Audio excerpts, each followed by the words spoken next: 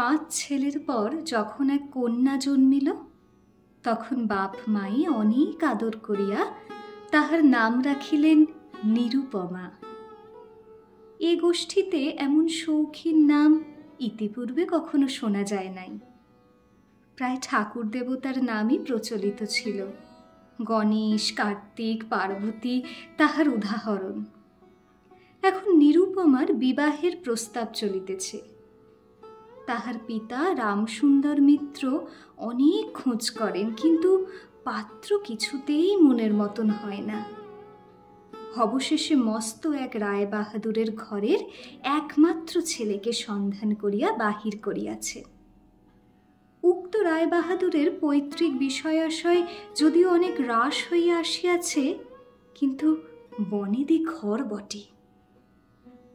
বরপক্ষ হইতে 10,000 টাকা পণ এবং বহুল দান সামগ্রী চাহিয়া বসিল। রামসুন্দর কিছুমাত্র বিবেচনা না করিয়া তাহাতেই সম্মত হইলেন। এমন পাত্র কোনো মতে হাতছাড়া করা যায় না। কিছুতেই টাকার জোগাড় আর হয় না। বাঁধা দিয়া বিক্রয় করিয়া অনেক চেষ্টাতেও 1,006-7 বাকি রহিল।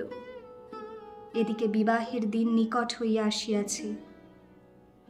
অবশেষে বিবাহের দিন উপস্থিত হইল।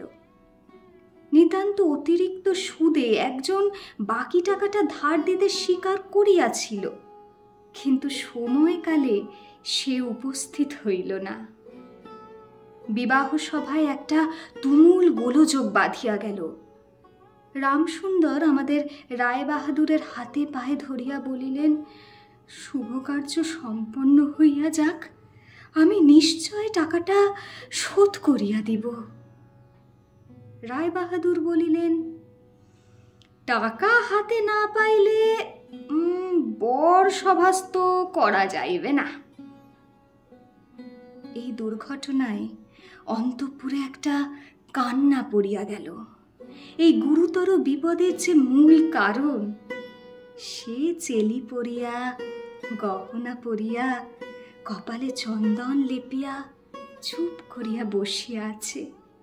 ভাবি শ্বশুরকুলের প্রতি যে তাহার খুব একটা ভক্তি কিংবা অনুরাগ জন্মিতেছে, তাহা বলা যায় না। ইতিমধ্যে একটা সুবিধা হইল। বর সহসা তাহার পিতৃদেবের অবাধ্য হইয়া উঠিল। সে বাপকে বলিয়া বসিল, কেনা বেচা দরদামের কথা আমি বুঝি না, বিবাহ করিতে আসিয়াছি, বিবাহ করিয়া যাইব। বাপ যাহাকে দেখিল তাহাকেই বলিল, দেখছেন মহাশয়, আজকালকার ছেলেদের ব্যবহার দেখছে। 2-1 প্রবীণ লোক ছিল, তাহারা বলিল, শাস্ত্র শিক্ষা নীতি শিক্ষা একেবারে নাই, কাজেই বর্তমান শিক্ষার বিস্ময় ফল নিজের সন্তানের মধ্যে প্রত্যক্ষ করিয়া রায় বাহাদুর হতোদ্যম হইয়া বসিয়া রহিলেন। বিবাহ এক প্রকার বিষণ্ণ নিরানন্দভাবে সম্পন্ন হইয়া গেল। শ্বশুরবাড়ি যাইবার সময় নিরুপমাকে বুকে টানিয়া লইয়া বাপ আর চোখের জল রাখিতে পারিলেন না। নিরু জিজ্ঞাসা করিল, তারা কি আর আমাকে আসতে দেবে না বাবা? রামসুন্দর বলিলেন, কেন আসতে দেবে না মা? আমি তোমাকে নিয়ে আসব। রামসুন্দর প্রায়ই মেয়েকে দেখিতে যান, কিন্তু বেহাই বাড়িতে তার কোনো প্রতিপত্তি নেই। চাকরগুলো পর্যন্ত তাহাকে নিচু নজরে দেখে। অন্তঃপুরের বাহিরে একটা স্বতন্ত্র ঘরে 5 মিনিটের জন্য কোনোদিন বা মেয়েকে দেখিতে পান, কোনোদিন বা দেখিতেই পান না। কুটুম্ব গৃহে এমন করিয়া আর অপমান তো সহা যায় না। রামসুন্দর স্থির করিলেন, যেমন করিয়া হোক টাকাটা শোধ করিয়া দিতে হইবে। কিন্তু যে ঋণ ভার কাঁধে চাপিয়াছে, তাহারই ভার সামলানো দুঃসাধ্য। খরচপত্রের অত্যন্ত টানাটানি পড়িয়াছে। এবং পাওনাদারদের দৃষ্টিপথ এড়াইবার জন্য সর্বদাই নানারূপহীন কৌশল অবলম্বন করিতে হইতেছে। এদিকে শ্বশুরবাড়ি উঠিতে বসিতে মেয়েকে খোঁটা লাগাইতেছে। পিতৃগৃহের নিন্দা শুনিয়া ঘরে দ্বার দিয়া অশ্রু বিসর্জন তাহার নিত্য ক্রিয়ার মধ্যে দাঁড়াইয়াছে। বিশেষত শাশুড়ির আক্রোশ আর কিছুতেই মেটে না।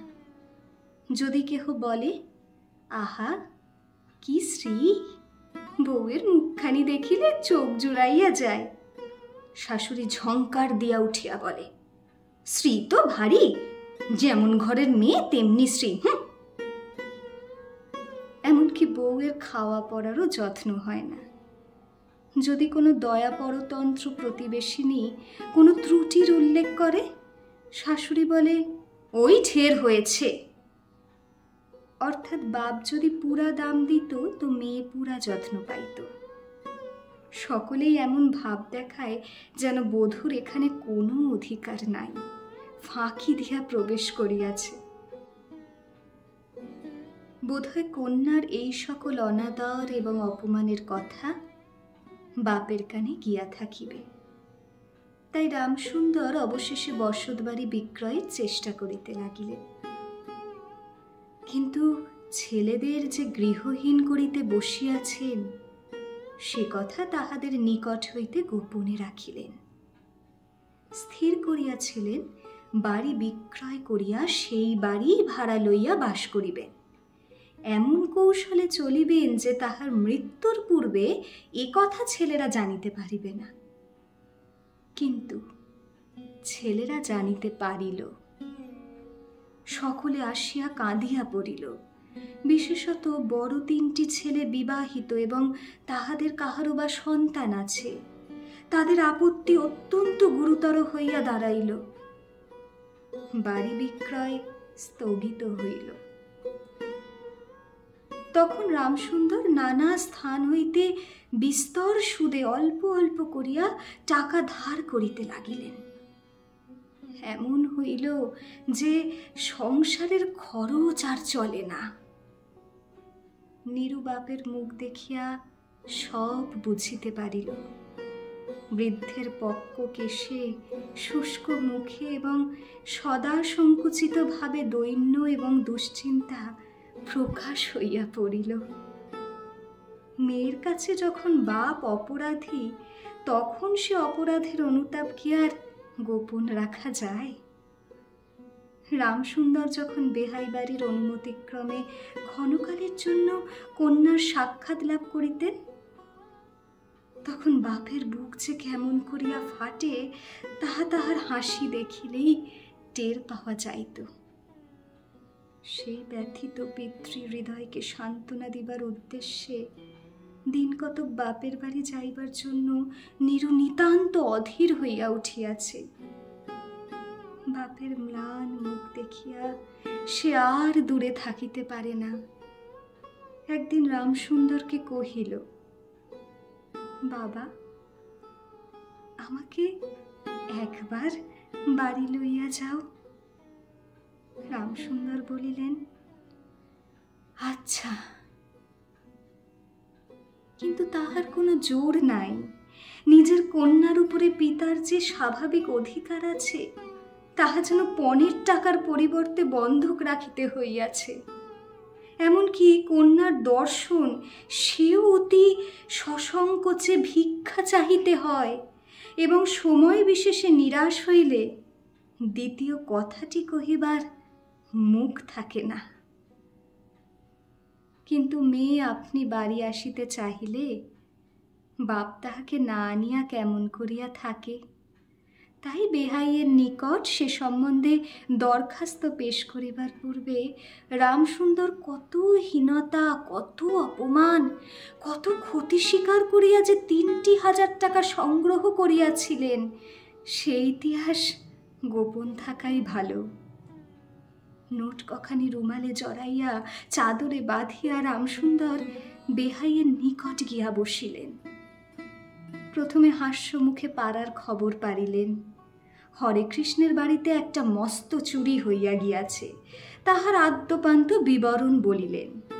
নবীন মাধব ও রাধা মাধব দুই ভাইয়ের তুলনা করিয়া বিদ্যাবুদ্ধি ও স্বভাব সম্বন্ধে রাধা মাধবের সুখ্যাতি এবং নবীন মাধবের নিন্দা করিলেন। শহরে একটা নূতন ব্যামো আসিয়াছে, সে সম্বন্ধে অনেক আজগুবি আলোচনা করিলেন। অবশেষে হুঁকাটি নামাইয়া রাখিয়া কথায় কথায় বলিলেন, বেহাই, সেই টাকাটা বাকি আছে বটে, রোজই মনে করি যাচ্ছি অমনি হাতে করে কিছু নিয়ে যাই, কিন্তু সময়কালে মনে থাকে না। আর ভাই, বুড়ো হয়ে পড়েছি। এমনি এক দীর্ঘ ভূমিকা করিয়া পঞ্জরের তিনখানি অস্থির মতো সেই তিনখানি নোট যেন অতি সহজে, অতি অবহেলে বাহির করিলেন। সবেমাত্র ৩,০০০ টাকার নোট দেখিয়া রায় বাহাদুর অট্টহাস্য করিয়া উঠিলেন। বলিলেন, থাকবে ভাই, ওতে আমার কাজ নেই। একটা প্রচলিত বাংলা প্রবাদের উল্লেখ করিয়া বলিলেন, সামান্য কারণে হাতে দুর্গন্ধ করিতে তিনি চান না। এই ঘটনার পরে মেয়েকে বাড়ি আনিবার প্রস্তাব কাহারও মুখে আসে না। কেবল রামসুন্দর ভাবিলেন, সে সকল কুটুম্বিতার সংকোচ আমাকে আর শোভা পায় না। মর্মাহতভাবে অনেকক্ষণ চুপ করিয়া থাকিয়া অবশেষে মৃদুস্বরে কথাটি পারিলেন। রায়বাহাদুর কোনো কারণ মাত্র উল্লেখ না করিয়া বলিলেন, সে এখন হচ্ছে না। এই বলিয়া কর্মোপলক্ষে স্থানান্তরে চলিয়া গেলেন। রামসুন্দর মেয়ের কাছে মুখ না দেখাইয়া কম্পিত হস্তে কয়েকখানি নোট চাদরের প্রান্তে বাঁধিয়া বাড়ি ফিরিয়া গেলেন। মনে মনে প্রতিজ্ঞা করিলেন, যতদিন না সমস্ত টাকা শোধ করিয়া দিয়া অসংকোচে কন্যার উপরে দাবি করিতে পারিবেন, ততদিন আর বেহাই বাড়ি যাইবেন না। বহুদিন গেল। নিরুপমা লোকের উপর লোক পাঠায়, কিন্তু বাপের দেখা পায় না। অবশেষে অভিমান করিয়া লোক পাঠানো বন্ধ করিল। তখন রামসুন্দরের মনে বড় আঘাত লাগিল, কিন্তু তবু গেলেন না। আশ্বিন মাস আসিল। রামসুন্দর বলিলেন, এবার পূজার সময় মাকে ঘরে আনিবই, নহিলে আমি খুব একটা শক্ত রকম শপথ করিলেন। পঞ্চমী কি ষষ্ঠীর দিনে আবার চাদরের প্রান্তে গুটি কতক নোট বাঁধিয়া রামসুন্দর যাত্রার উদ্যোগ করিলেন। 5 বৎসরের এক নাতি আসিয়া বলিল, দাদা, আমার জন্য গাড়ি কিনতে যাচ্ছিস? বহুদিন হইতে তাহার ঠেলা গাড়িতে চড়িয়া হাওয়া খাইবার শখ হইয়াছে, কিন্তু কিছুতেই তাহা মিটিবার উপায় হইতেছে না। 6 বৎসরের এক নাতনি আসিয়া সরোদনে কহিল, পূজার নিমন্ত্রণে যাইবার মতো তাহার একখানিও ভালো কাপড় নাই। রামসুন্দর তাহা জানিতেন এবং সে সম্বন্ধে তামাক খাইতে খাইতে বৃদ্ধ অনেক চিন্তা করিয়াছেন। রায়বাহাদুরের বাড়ি যখন পূজার নিমন্ত্রণ হইবে, তখন তাহার বধূগণকে অতি যৎসামান্য অলঙ্কারে অনুগ্রহপাত্র দরিদ্রের মতো যাইতে হইবে। এ কথা স্মরণ করিয়া তিনি অনেক দীর্ঘ নিঃশ্বাস ফেলিয়াছেন, কিন্তু তাহাতে তাহার ললাটের বার্ধক্য রেখা গভীরতর অঙ্কিত হওয়া ছাড়া আর কোনো ফল হয় নাই। দৈনপীড়িত গৃহের ক্রন্দনধ্বনি কানে লইয়া বৃদ্ধ তাহার বেহাই বাড়িতে প্রবেশ করিলেন। আজ তাহার সে সংকোচ ভাব নেই। দ্বাররক্ষী এবং ভৃত্যদের মুখের প্রতি সে চকিত সলজ্জ দৃষ্টিপাত দূর হইয়া গিয়াছে, যেন আপনার গৃহে প্রবেশ করিলেন।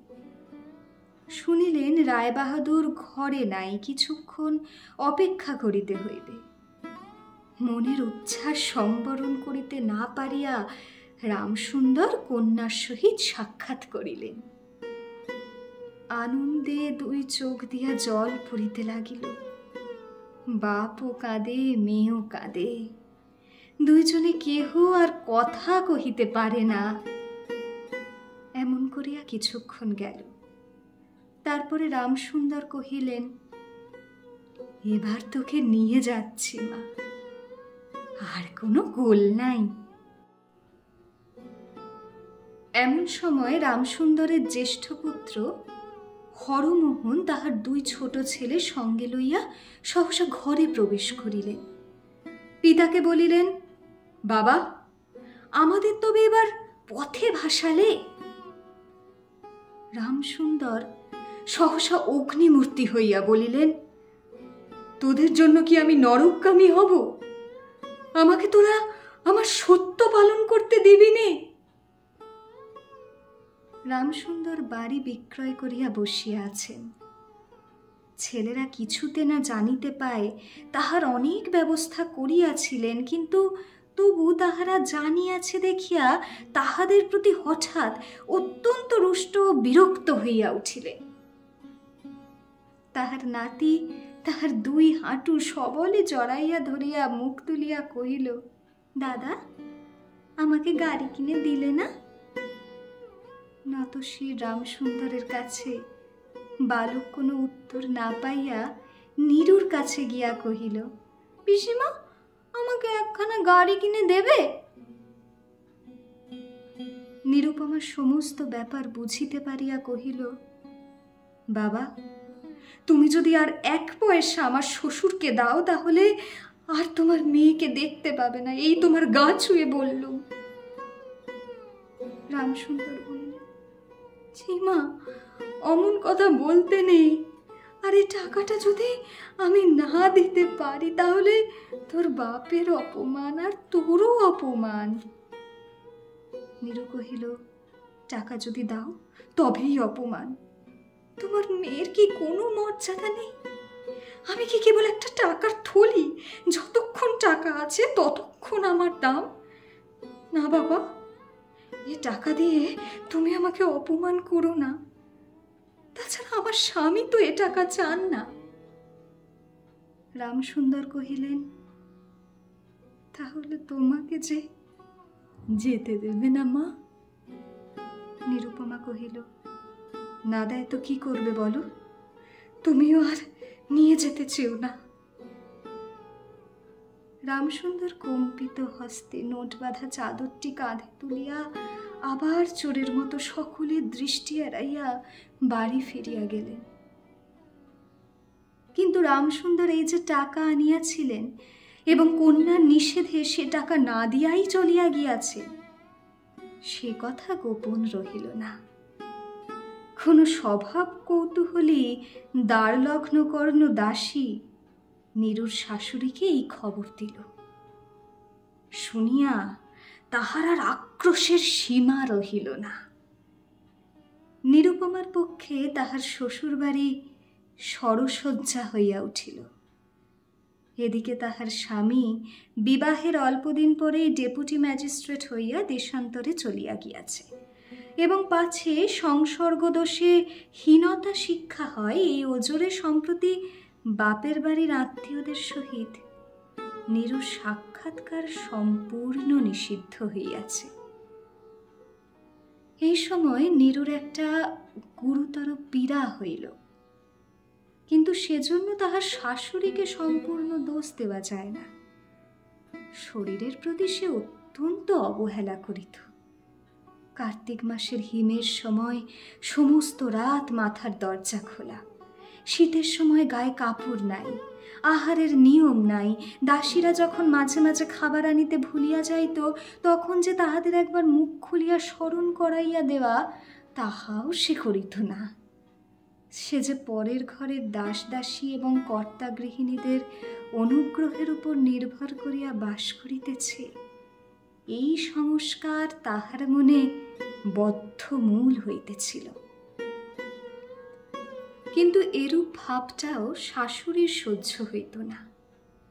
যদি আহারের প্রতি বধূর কোনো অবহেলা দেখিতেন, তবে শাশুড়ি বলিতেন, নবাবের বাড়ির মেয়ে কি না, গরিবের ঘরের অন্ন ওর মুখে রোচে না। কখনো বা বলিতেন, দেখো না একবার, ছিঁড়ি হচ্ছে দেখো না, দিনে দিনে যেন পোড়া কাঠ হয়ে যাচ্ছে। রোগ যখন গুরুতর হইয়া উঠিল, তখন শাশুড়ি বলিলেন, ওর সমস্ত ন্যাকামি। অবশেষে একদিন নীরু সবিনয়ে শাশুড়িকে বলিল, বাবাকে আর আমার ভাইদের একবার দেখবো মা। শাশুড়ি বলিলেন, কেবল বাপের বাড়ি যাইবার ছল। কেহ বলিলে বিশ্বাস করিবে না, যেদিন সন্ধ্যার সময় নীরুর শ্বাস উপস্থিত হইল, সেই দিন প্রথম ডাক্তার দেখিল, এবং সেই দিন ডাক্তারের দেখা শেষ হইল। বাড়ির বড় বউ মরিয়াছে। খুব ধুম করিয়া অন্ত্যেষ্টিক্রিয়া সম্পন্ন হইল। প্রতিমা বিসর্জনের সমারোহ সম্বন্ধে জেলার মধ্যে রায়চৌধুরীদের যেমন লোকবিখ্যাত প্রতিপত্তি আছে, বড় বউয়ের সৎকার সম্বন্ধে রায় বাহাদুরদের তেমনি একটা খ্যাতি রটিয়া গেল।